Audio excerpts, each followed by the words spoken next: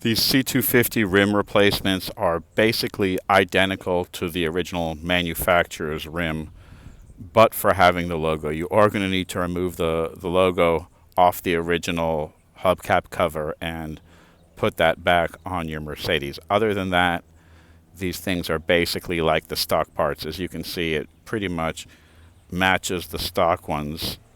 You could not tell the difference. And weight-wise, they are also identical. I also did the famous ping test, which is my test to test like the alloy wall thickness, where I'll just kind of flick it in different areas.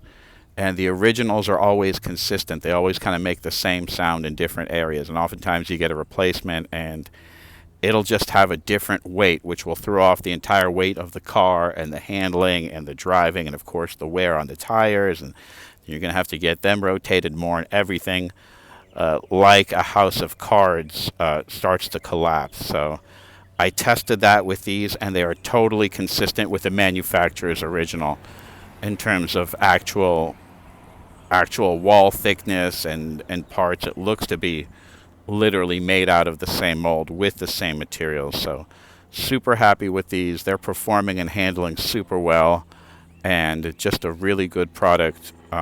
Really couldn't be happier, and seems like it's really just the original part.